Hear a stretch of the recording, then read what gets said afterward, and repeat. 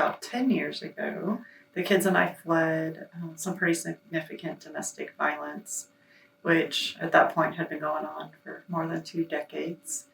So we started over. Starting over in your mid-40s with 7 kids is a whole thing, let me tell you.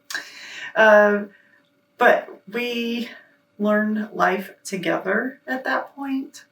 I think that there was a lot of growth for all of us. Trying to support the kids through that time. And then about a year out of the abuse, realizing that I could go back to school. And that was a really big deal for me because he had made me drop out of college when I was 21. And I felt the loss of a dream. So realizing that he couldn't tell me what to do was a really big thing. And I decided to go back to school. I did an online program so I could focus on my kids during the day and work on homework at night. And that worked really well for me. And about the same time, I was invited to be on the board of directors at the Family Abuse Center here in Waco. And one of the other board members was on staff at Truett Seminary. And he invited me to preview weekend at Truett and asked if I would just come check it out because he knew I was interested in graduate school. And that kind of was like the beginning of the trajectory for the rest of my life at that point. I realized that I had a chance. And I met Dr. Yancey, who broadened my view of what social work actually looks like. At first, my thought was that social work was, CPS case managers and not much more than that. Maybe, a social worker in a hospital. And I just didn't see how that connected until I realized the integration of faith and practice that is particularly important here at the Garland School. And I was just so excited to learn about congregational social work, not because I saw myself as the only social worker in a single church setting, but I saw it in a broad sense of how I could combine my faith with reaching out to people around me. I really saw the core values of social work as the way to live out the gospel. And my favorite thing over at Truett was practical theology, and I felt like social work was bringing a lot of connection to practical theology and how we deal with people in our faith. So I came over here. It was the height of COVID. We were, for the introduction class, we were in the living room. Our desks were 6 feet apart. We were all wearing masks. It was quite the thing. But the core values of social work were on the screen. And I remember reading those and getting tears in my eyes and thinking that this was home, that this is exactly what I needed to do. When I left the abuse, and I like to say that God delivered me or God rescued me, I felt that God put a call on my life. And I believe that that call was to advocate for others who were in domestic violence relationships. And I didn't know what that would look like 10 years ago when I got out. I started to see the shape of that when I was accepted to Truett. And then I was able to, sometimes have a choice about what direction you want an assignment to go. If ever I had a choice, I wrote something about domestic violence and how that connected with churches, with faith, with families. And I did the same when I got over here to the Garland School of Social Work, where I always tried to concentrate my assignments that I had a choice about on the topic of domestic violence. And I was able to create a custom concentration where I did that on the topic of domestic violence. My first year internship was at Calvary Baptist, and I just feel that that was incredibly informative to being able to live out social work values into the community. And then my second year internship was with the Center for Church and Community Impact with Dr. Yancey. I was able to do some research with Dr. Yancey that connected with clergy congregations and domestic violence. And I was able to design a mixed method study looking at faith leaders and how they defined domestic violence, how they understood domestic violence, how comfortable they were in intervening in cases of domestic violence. There was a long survey, and we had 349 responses to that survey from faith leaders. And then I interviewed 12 survivors about their experiences with the church when they disclosed that domestic violence to the church. And that really was a springboard for everything I've done since then. So that study had the mixed methods, the quantitative and the qualitative. And during my gap year from finishing the MSW and starting the PhD program here, I applied for and received a grant from the Louisville Institute, and also was looking at how the church responds to domestic violence. I tried to find out in that grant research, like if there was any positive responses at all. I keep hearing so many negatives about how the church responds to domestic violence. And so I set out to look for the positive responses. And I found mixed responses. I found some good, some bad, a lot in the middle, kind of just like you would expect in like a typical bell curve. You have a lot in the middle, and you have some on each side. And then that created the springboard for what I'm doing with my PhD research now. But that Louisville grant research was where I ended up with some creative deliverables. I did a podcast. I commissioned a play to be written. I wrote an interesting report to go with all of that research. What I found was a concept called institutional betrayal. And that's where an institution, who you would expect to be protective of the people that are involved with the institution, actually responds poorly, or maybe doesn't respond at all. Maybe the person who brings the issue to the attention of the institution is punished in some way. Maybe the institution doesn't have proper policies in place for how to respond to an issue. And we see a lot of this with like the military and universities in cases of sexual assault. We see it in the Southern Baptist Church or the Catholic Church, where you have clergy perpetrated sexual assault against parishioners. And we see it sometimes in healthcare or in law enforcement or in the court systems. But I was finding the connection between the people who had disclosed domestic violence to their churches and how the churches responded. And so that is exactly where my PhD research is going.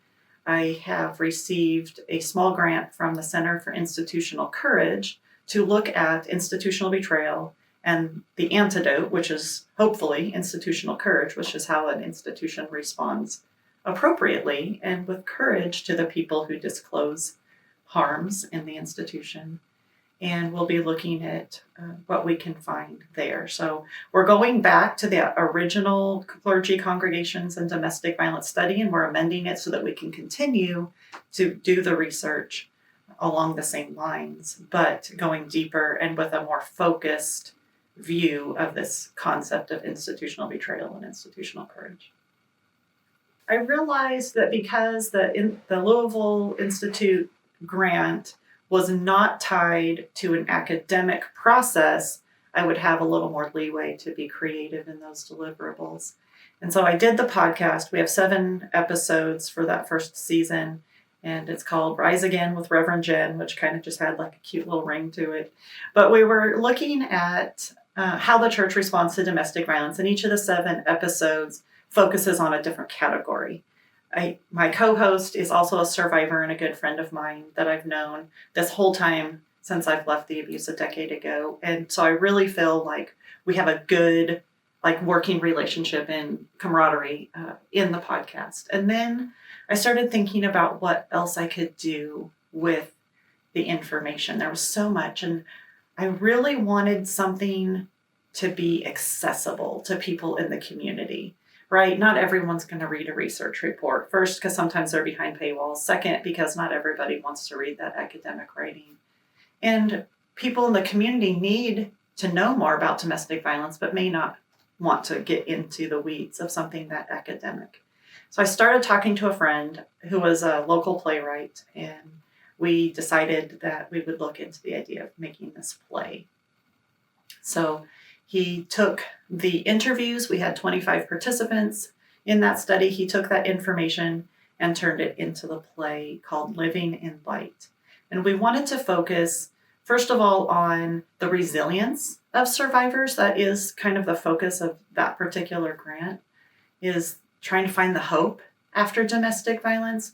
We know that there's a lot of dark spaces in domestic violence, talking about abuse that not everyone wants to acknowledge. It's still a very taboo subject in society. And we wanted to try to change that in a way that would be something people could interact with, maybe something more palatable. And So we came up with the play. We cast it specifically because we knew we had a very short, truncated rehearsal process.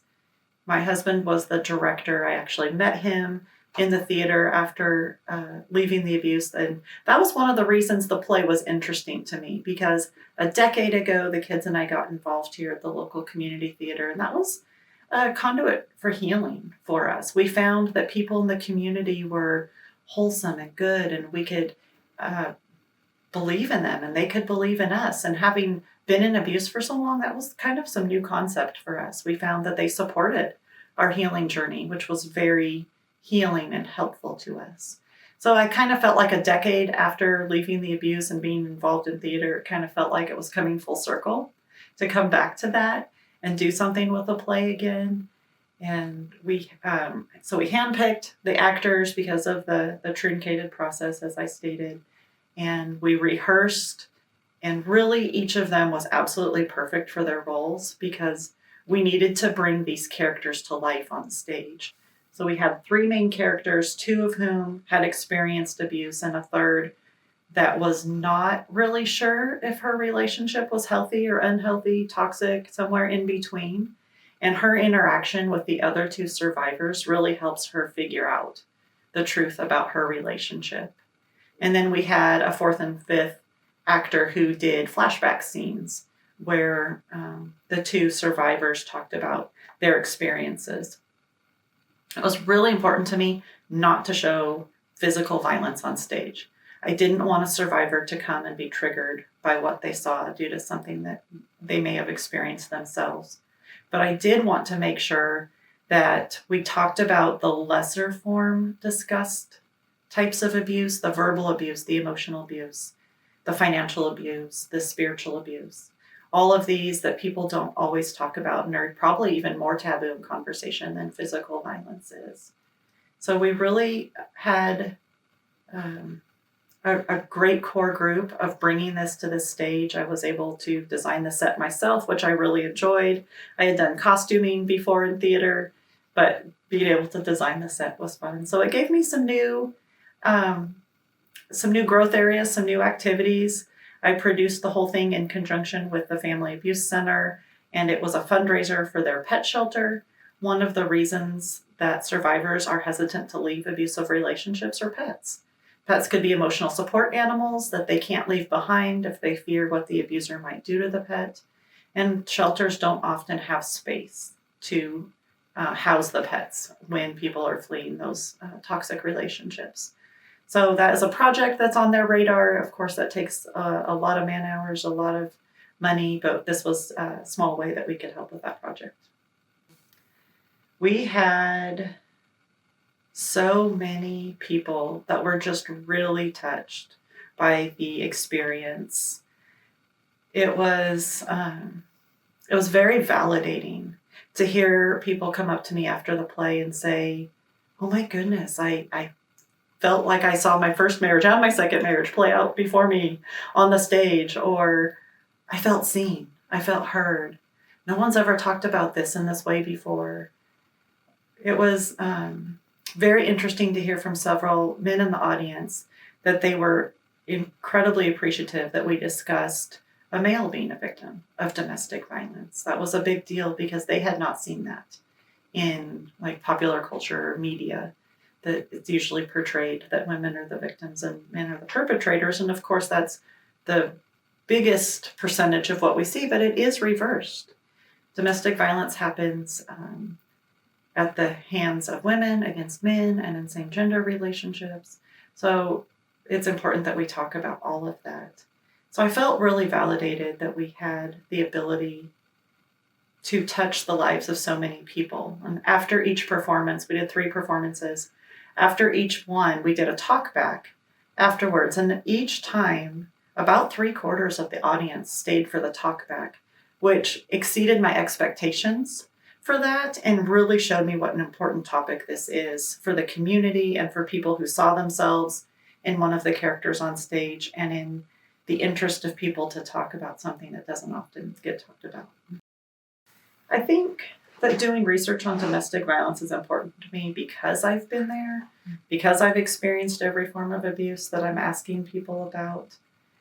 And I think having someone do this research seems to be important to the people who have participated in the research. So when I talk to survivors, they seem very grateful that someone is trying to do research and additional work on making inroads on this topic, trying to bring public awareness to this topic, making sure the church knows about this topic, because we feel as survivors that we get more help outside the church than we do inside the church, and yet the church is supposed to be that place that holds the keys to hope. So making a difference, I think, is a really big deal for me as a survivor, and then knowing that I'm helping other survivors is, I guess, kind of gives me that reason for doing what I do. I have a website, hoperisethrive.com, and there are kind of two purposes for that website. I have information for faith leaders who might be looking for how to help victims of domestic violence within the church, and I also have information for survivors themselves who might be looking for information on whether or not they're in an abusive relationship, or how to find help after getting out, or hope for healing. Getting out of the abuse is one thing, but being able to continue those steps forward towards healing is completely another thing, especially if you don't have a supportive network in your corner to back you as you search for that path toward healing. I have written a couple of books. One is called Never Ever After: How Recognizing Red Flags in Relationships Can Save You a Whole Lot of Grief. And that book was kind of written to my younger self. I wonder if I had had information about red flags in relationships and what healthy and toxic relationships even look like, if that would have saved me from abuse, if I would have been able to manage getting through those early young adult years without getting into abusive relationships. And so that is hopefully a help for other people to recognize the healthy versus the unhealthy and that space in between. So it talks about the red flags, it talks about green flags of healthy relationships, and it has yellow flags that's directing people towards thinking through what might be unhealthy or toxic in their relationship. And I didn't write that to tell anyone what to do, but to help them think through what they're living with and make the best decision for themselves. And then this fall, 2024, I have a faith leader book coming out called Taking It Seriously. And that was really written based on the research I did here at the Garland School for the MSW, that Clergy, Congregations, and Domestic Violence Research. That became a lot of what I put into the book, along with my personal experience in talking to survivors over the last decade about what they have experienced. And I'm hoping that's just really an accessible book for faith leaders.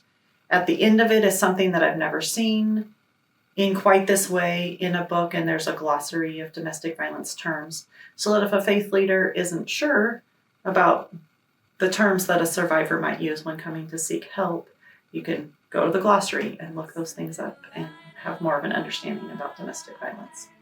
So that I'm excited about. I'm really hoping that it helps in faith-based spaces. And all of that kind of just encompasses my desire for advocacy.